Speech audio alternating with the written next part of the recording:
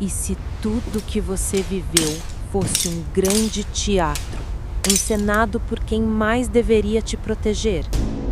Nina era vista como instável, frágil, desequilibrada.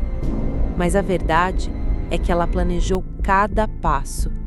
Depois de anos sendo manipulada, traída e silenciada, ela decidiu virar o jogo. Prepare-se para uma história onde a vingança não é barulhenta, é calculada. E no final, ninguém vai sair ileso, porque às vezes a loucura é só parte do plano. Nina era uma filha obediente, a que não levantava a voz, que servia o chá na temperatura certa, que nunca ousava discordar dos pais ou do marido. Na casa da família Vasconcelos, onde o prestígio era mais importante que a verdade, silêncio era sinônimo de virtude. Mas havia algo que Nina escondia. Por trás dos olhos doces e dos vestidos discretos, morava uma mulher em pedaços, e em cada pedaço, um segredo. Era uma terça-feira de inverno quando tudo começou a desabar. Nina esperava Daniel, seu marido, para o jantar em família. Seus pais estavam presentes, assim como a irmã dele, Roberta, e um casal de amigos da alta sociedade. Ela preparara tudo: talheres de prata, vinho chileno, bacalhau ao forno. Mas Daniel não chegou. 2 horas depois, quando finalmente apareceu, tinha o rosto cortado e os olhos perdidos. Disse que fora assaltado, que precisava de banho e silêncio, que ninguém o incomodasse. Nina achou estranho. Mais tarde, quando foi lavar a camisa suja de sangue, encontrou algo no bolso. Um brinco feminino, pequeno, dourado, com uma safira no centro. Não era dela. E ela sabia exatamente de quem era. Roberta, a própria cunhada. A mulher que fingia apoiar o casamento desde o início, mas que sempre deixava pequenos venenos pelo caminho. Olhares, insinuações, abraços demorados demais. Nina tentou ignorar, mas os sorrisos trocados entre Daniel e Roberta naquela mesma noite diziam mais do que 1000 palavras. Na manhã seguinte, confrontou o marido, calmamente, com a camisa na mão e o brinco entre os dedos. Daniel não gritou, não negou, apenas sorriu. Não faça papel de louca, Nina. Você tá vendo coisas. E foi ali que tudo começou a ruir. Aos poucos, Daniel passou a manipulá-la em pequenas doses. Escondia chaves, apagava mensagens, trocava os remédios de lugar, sempre dizendo: "Você tá tão esquecida ultimamente." A família, por sua vez, começou a tratá-la como um cristal trincado. "Ela tá fragilizada, coitada. Talvez um descanso fora da cidade ajude." Nina era constantemente silenciada. Quando tentava contar o que sabia, diziam que estava paranoica. Quando chorava, diziam que era emocional. Quando calava, diziam que era culpa. Mas por dentro, ela não estava desmoronando, estava despertando. Começou a anotar tudo, em cadernos escondidos no forro do armário, cada mentirinha, cada mudança de comportamento, cada olhar trocado. Conversava com Marta, a antiga funcionária da casa, a única que a conhecia desde menina. "Estão tentando te enlouquecer, menina, mas você não é fraca. Nunca foi." Nina respondia com um meio sorriso. "Eles acham que eu tô perdendo a razão.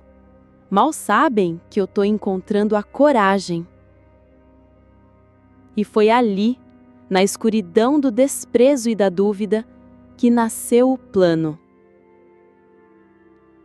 Ela não gritaria, não acusaria, não fugiria. Ela fingiria. Fingiria até todos acreditarem que ela estava de fato louca. E quando todos baixassem a guarda, ela mostraria a verdade. Seria a última a rir.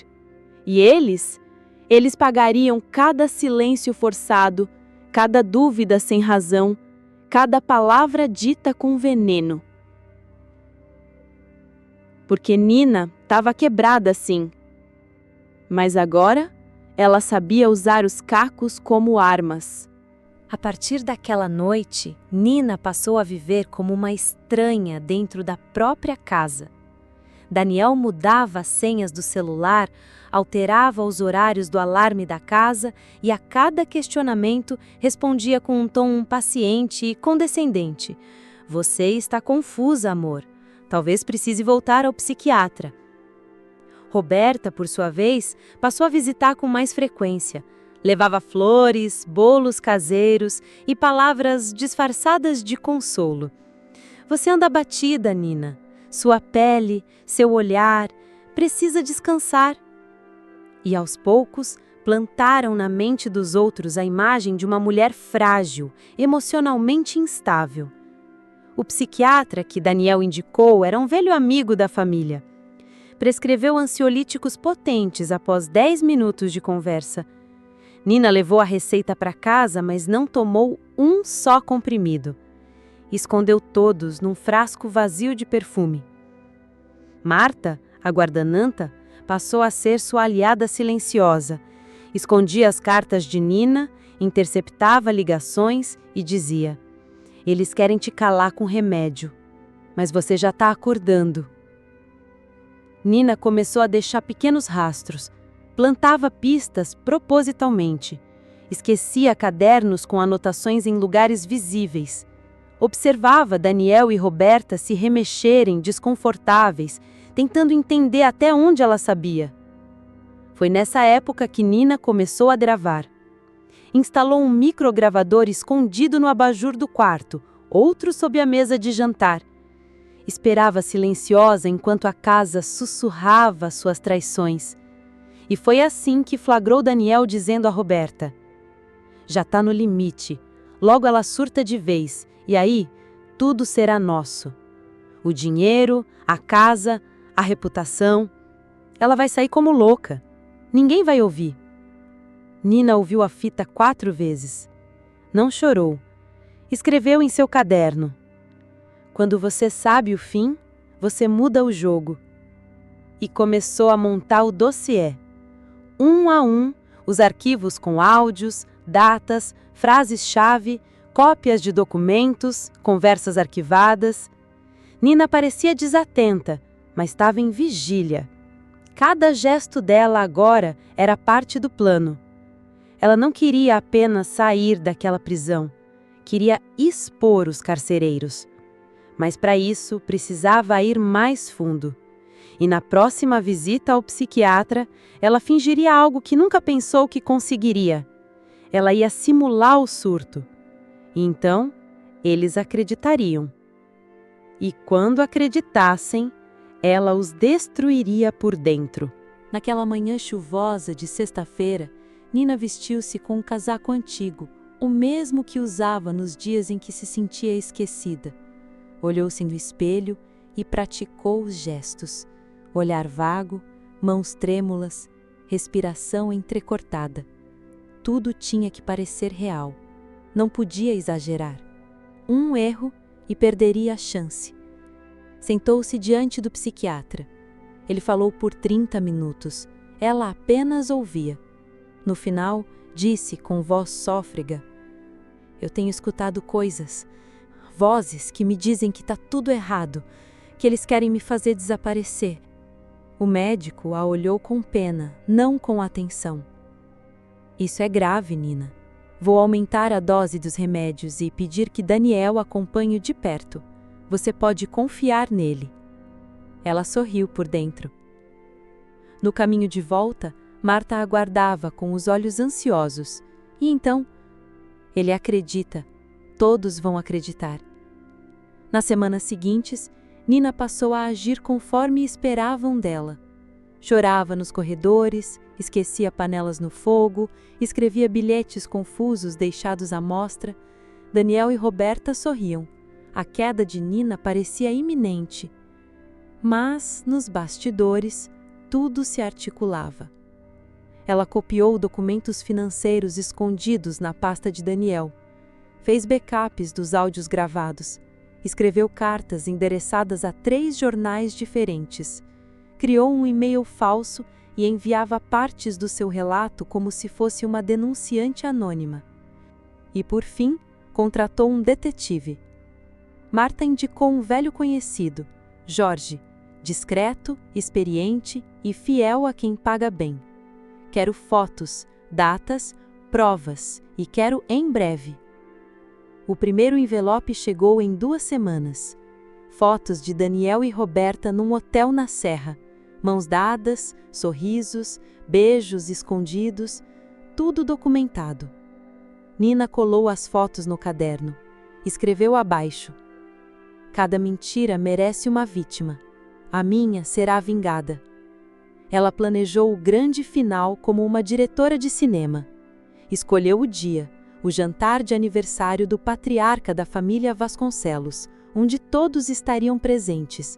Um evento elegante, cheio de convidados, mídia e aparências a manter. E lá, no centro de tudo, ela revelaria cada detalhe. Mas antes disso, precisava se certificar que Daniel e Roberta não suspeitassem de nada. E, para isso, precisava se mostrar destruída. Faltava o ato final da farsa, o colapso público. E Nina sabia exatamente como, onde e quando aconteceria. Porque para quem achava que ela era fraca, bastava uma verdade no momento certo para tudo ruir. Na próxima parte, a farsa vira verdade, e o mundo de mentiras deles começa a cair. O salão estava impecável. Candelabros acesos, talheres alinhados como soldados, a mesa posta com porcelana importada. Era o aniversário de 80 anos do patriarca Vasconcelos, e toda a nata da cidade estava presente. Nina chegou de branco, um vestido simples, mas que fazia contraste com a expressão distante e o olhar perdido. Parecia frágil. Daniel e Roberta sorriram. Achavam que tinham vencido. Ela caminhava como uma sonâmbula entre os convidados, distribuindo sorrisos vagos. Murmurava frases desconexas. Pediu suco quando todos brindavam com champanhe. Deixou cair o guardanapo 2 vezes. A atuação estava perfeita. E quando o jantar começou, Nina se levantou. Eu gostaria de dizer algumas palavras ao meu sogro. É uma noite especial, afinal. Todos se calaram. Daniel se remexeu na cadeira. Roberta apertou o guardanapo. Nina tirou do bolso um pequeno controle remoto, apontou para a televisão ao fundo e apertou o botão. As luzes se apagaram, a tela se iluminou e o vídeo começou. Eram fotos, filmagens, trechos de áudios com legendas, o som de Daniel dizendo: ela vai enlouquecer, Roberta, logo tudo será nosso. A imagem deles no hotel, o beijo roubado, a entrada no quarto. O salão congelou.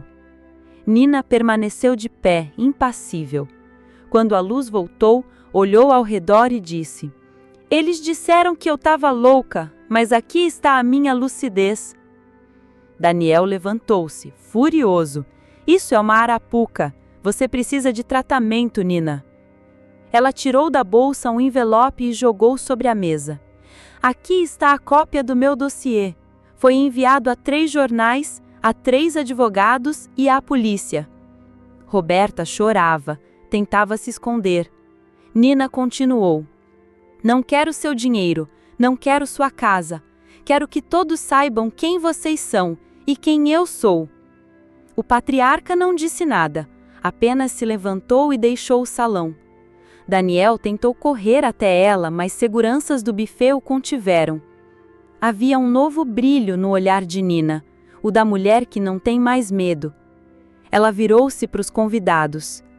Quantas mulheres vocês conhecem que foram chamadas de loucas por falarem a verdade? Silêncio. Pois que este seja o fim de mais uma mentira. E deixou o salão sob aplausos tímidos e olhares atônitos. Nina não sorriu, mas por dentro floresciam os primeiros sinais de paz. Na próxima parte, veremos as consequências do escândalo e o recomeço de uma vida reconstruída com verdades. Na manhã seguinte ao escândalo, os jornais traziam manchetes escandalosas. Traição e mentiras na família Vasconcelos. O vídeo se espalhou pelas redes sociais. Especialistas comentavam o caso. Programas de TV debatiam o impacto da exposição pública e da manipulação psicológica sofrida por Nina. Daniel perdeu o cargo na empresa da família. Roberta foi internada para tratamento psiquiátrico após um surto. Os amigos do casal desapareceram. O patriarca renunciou à presidência da instituição beneficente que dirigia. Mas o mais importante estava por vir. Nina foi ouvida. Convidada para entrevistas, palestras e programas, ela passou a contar sua história, não como vítima, mas como sobrevivente. Inspirou outras mulheres a denunciarem. Criou um projeto de apoio a vítimas de violência emocional e gaslighting, batizado de Vozes Claras. Com o tempo, sua imagem se transformou. A mulher frágil agora era vista como símbolo de resistência. Nas ruas, recebia abraços de estranhos. Nas redes, era chamada de guerreira. Mas o recomeço não foi fácil. Nina enfrentou noites de dúvidas, lembranças amargas e medos antigos. Precisou de terapia, de apoio constante, de silêncios para se reconstruir. Vendeu a casa da família. Comprou um apartamento pequeno, mas cheio de janelas. Plantou lavandas na sacada. E, finalmente, voltou a escrever. Diários, contos, poemas. Redescobriu a própria voz. Em uma noite de outono, recebeu uma carta anônima. Nela, apenas uma frase. Ainda não terminamos. Não havia assinatura, mas Nina sabia de onde vinha. A história estava longe de acabar, mas agora ela não tinha mais medo. Porque havia algo que Daniel e Roberta nunca entenderam. Quando uma mulher encontra a própria voz, ninguém mais pode calá-la. Nas semanas seguintes ao escândalo, a vida de Nina se tornou um redemoinho de emoções, compromissos e decisões difíceis. Ela saíra do anonimato absoluto para se tornar um símbolo nacional de resistência contra o abuso emocional e a manipulação psicológica. Sua imagem estava nos jornais, nos vídeos que viralizavam nas redes sociais, nos murais das universidades, nos corredores das instituições. Mas, mais do que visibilidade, ela sentia algo que nunca havia experimentado de fato: pertencimento. Pela primeira vez, Nina era vista não como a esposa de Daniel ou a filha dos Vasconcelos, mas como Nina, inteira, autêntica e viva. Ela foi convidada a palestrar em universidades renomadas, participar de debates públicos, programas de televisão e lives sobre saúde mental. Em uma dessas palestras, diante de uma plateia de jovens estudantes, ela parou por um segundo e respirou profundo antes de dizer: "O silêncio me foi imposto durante anos. Hoje, cada palavra que digo é um ato de guerra contra aquele silêncio." Os aplausos ecoaram por longos minutos, mas mesmo com tanta repercussão, Nina mantinha os pés no chão. Sabia que a exposição trazia não só apoio, mas também perigos. Seus diários antes escondidos tornaram-se a base de um livro que rapidamente conquistou milhares de leitores. Louca? Só se for de coragem. O título foi uma provocação direta às palavras que a perseguiam. Os lucros do livro foram doados integralmente ao projeto Vozes Claras, que começava a crescer em escala e impacto. Com o dinheiro das vendas, Nina alugou um pequeno espaço no centro da cidade, onde funcionaria a primeira sede oficial do projeto. Lá, mulheres se reuniam semanalmente para partilhar suas histórias, trocar experiências e receber apoio jurídico e psicológico. Profissionais voluntários se ofereciam para ajudar, e em poucas semanas o local tornou-se um refúgio e uma trincheira. Mas nem tudo era luz. A mesma exposição que a tornava símbolo de força atraía também a sombra de quem não aceitava ser exposto. Mensagens anônimas começaram a aparecer. No início, eram bilhetes deixados sobre a porta do apartamento. Depois, e-mails sem remetente. Algumas frases pareciam banais, outras perturbadoras. A verdade também machuca. Nem tudo foi dito. Algumas histórias têm mais de um lado. Você confia demais. Marta, agora sua assistente pessoal no projeto, sugeriu contratar segurança privada. Nina hesitou. Não queria parecer uma celebridade distante, mas em seu íntimo sentia o perigo se aproximando. Sabia que o passado cobra caro quando é exposto, e estava disposta a pagar, mas não cega. Numa noite fria, após um evento universitário, Nina caminhou para o seu carro e percebeu algo incomum. Um envelope preto preso sobre o limpador do para-brisa. Ao abri-lo, encontrou uma fotografia. Ela e Marta sentadas no jardim da antiga casa dos Vasconcelos. Uma imagem que só poderia ter sido tirada por alguém muito próximo. No verso da foto, uma frase escrita em letras firmes. Ela sabe mais do que diz. O recado era claro. Alguém a vigiava. Alguém queria que ela soubesse que não estava segura. No dia seguinte, Nina convocou uma coletiva de imprensa. Os jornalistas lotaram o auditório do Centro Cultural. Em meio aos flashes e microfones, ela respirou profundo e declarou: a verdade tem consequências, mas a mentira tem donos. E esses donos estão incomodados. Isso não me assusta, me confirma. Os aplausos foram intensos, mas o medo também crescia. Nina contratou um analista de segurança digital, mudou suas senhas, trocou o número do celular, reforçou o sistema de segurança de sua casa. Entretanto, não se isolou, pelo contrário, passou a gravar vídeos diários, postando relatos de outras mulheres, denunciando práticas comuns de manipulação psicológica e gaslighting. As redes sociais ferviam. Vozes claras se tornavam um movimento com ramificações em outras cidades. Mulheres criavam núcleos regionais, imprimiam cartazes, organizavam encontros.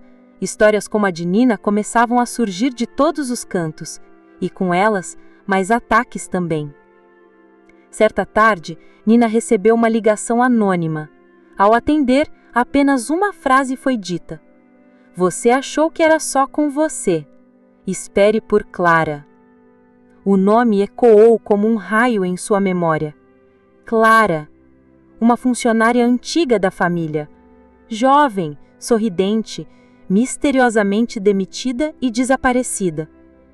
Nina lembrava dela vagamente, mas algo naquela ligação a fez mergulhar em lembranças esquecidas.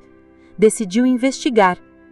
Conversou com antigos empregados, vasculhou documentos e encontrou uma carta endereçada a ela, nunca enviada, presa ao fundo de um álbum antigo de fotos. Na carta, Clara dizia: ele me prometeu o mundo, depois tentou me calar, mas eu sei o que ouvi, e um dia alguém vai acreditar em mim. Ali, Nina entendeu que sua história era apenas a superfície de algo muito mais profundo. A podridão não era pontual, era sistêmica. E Clara poderia ter sido a primeira, ou talvez uma entre tantas. Ela decidiu incluir a história de Clara em uma nova edição do livro. Lançou um capítulo especial, convidando o público a ajudar na busca de informações. O impacto foi imediato. O número de denúncias aumentou. O projeto se consolidava como um dos maiores movimentos de combate à violência psicológica do país. Mas com o crescimento, os ataques se intensificaram. Tentaram invadir seu apartamento, hackearam suas redes, enviaram falsas denúncias contra Marta, tentando desacreditá-la. E então, o maior golpe. Marta desapareceu. A polícia iniciou uma investigação, mas com poucas pistas. Nina, devastada, passou dias sem dormir, deu entrevistas pedindo ajuda, prometeu recompensa, vasculhou cada detalhe, cada nome. E então, 3 semanas depois, encontrou um envelope deixado discretamente na caixa de correio. Dentro, um pendrive. Nele, a voz de Marta. Se você está ouvindo isso, é porque eles me tiraram do caminho. Mas não pare. A verdade que você carrega é maior do que a dor. Continue. Nina tirou pela primeira vez em semanas. Chorou como quem perde, mas também como quem decide lutar com mais força. E ali, naquela madrugada silenciosa, sentada em frente ao computador, começou a escrever um novo livro. Quando eles tentam calar, eu grito mais alto. Porque agora sua voz era muitas, e nenhuma ameaça poderia apagar o que foi dito em voz alta. A história de Nina se fechava, mas o movimento apenas começava. Após o desaparecimento de Marta e a divulgação do áudio em que ela pedia que Nina não desistisse, a chama dentro de Nina não apenas se manteve acesa, ela se transformou em incêndio. Sabia que não poderia recuar. Marta havia sacrificado a própria segurança para que a verdade não morresse. Nos arquivos do Vozes Claras, um nome reaparecia com frequência: Clara, ex-funcionária da família Vasconcelos, demitida de forma repentina e que havia sumido do mapa. Inicialmente, Nina achou que seria apenas mais uma peça de um quebra-cabeça. Mas quanto mais lia, mais se convencia de que Clara era o ponto de partida de algo muito maior. Determinada a encontrar respostas, Nina contratou um repórter investigativo, Júlio Mendes. Em menos de 2 semanas, Júlio localizou o último endereço conhecido de Clara, um apartamento modesto em um bairro afastado. O imóvel estava vazio há anos, mas com a ajuda de registros antigos e conversas com vizinhos, conseguiram montar um quadro. Clara saíra às pressas, deixando para trás roupas, livros e um caderno. Nesse caderno, Nina encontrou frases que pareciam gritos de socorro sufocados pelo papel. Ele me ameaçou, disse que ninguém acreditaria em mim, que eu seria só mais uma louca. Se algo me acontecer, por favor, contem a verdade. Com base nessa descoberta, Nina lançou uma nova campanha pública. Onde está Clara? A hashtag viralizou. Programas de TV, podcasts, jornalistas independentes e internautas começaram a compartilhar informações. Vozes Claras passou a receber denúncias não apenas sobre Daniel e Roberta, mas também sobre outras figuras da elite que encobriam casos semelhantes. O movimento ganhou proporções nacionais. Durante uma de suas palestras, Nina foi surpreendida por uma mulher que aguardava silenciosamente na plateia. Ela usava óculos escuros, roupas discretas e segurava um envelope. "Você é a Nina?" perguntou com a voz embargada. "Sim." "Isso é para você. Clara pediu que eu entregasse se um dia ela não pudesse mais." O envelope continha uma carta e um pendrive. Na carta, escrita à mão: "Nina, se você está lendo isso, é porque chegou longe, mais do que qualquer uma de nós conseguiu. Eu tentei denunciar, fui ameaçada, perseguida, sobrevivi escondida, com medo. Mas agora, com você, vejo uma chance de terminar o que eu comecei. Obrigada por não calar." O pendrive continha gravações antigas, conversas de Clara com Daniel, registros de telefonemas, prints de mensagens, as provas que faltavam para fechar o cerco. Com esse material, Nina entregou tudo à Polícia Federal. O caso ganhou urgência. Em menos de 48 horas, um mandado de prisão contra Daniel foi expedido. Roberta também foi intimada. E outros nomes importantes começaram a ser investigados. Na manhã da prisão de Daniel, Nina estava diante do prédio da família Vasconcelos. Viu o ex-marido ser algemado, olhos fixos nela. Pela primeira vez, ele não sorriu com desprezo. Pela primeira vez, estava em silêncio. Jornais estamparam as manchetes. Nina vence o silêncio.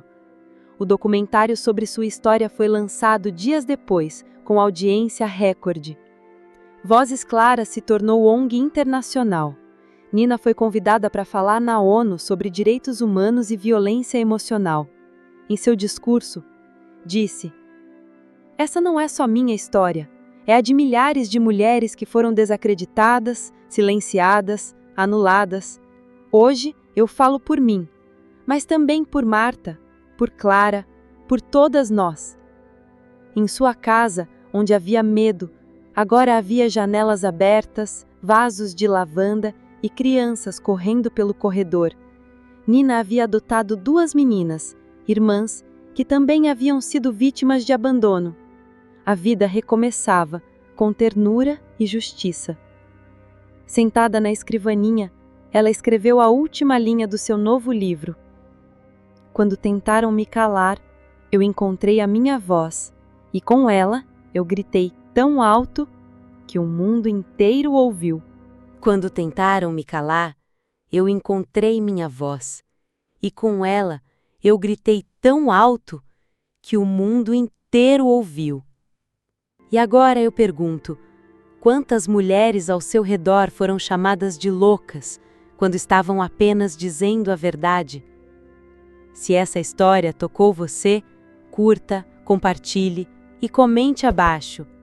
Sua voz pode ser o começo da liberdade de alguém. Inscreva-se no canal para mais histórias reais, fortes e que não têm medo de revelar o que muitos tentam esconder.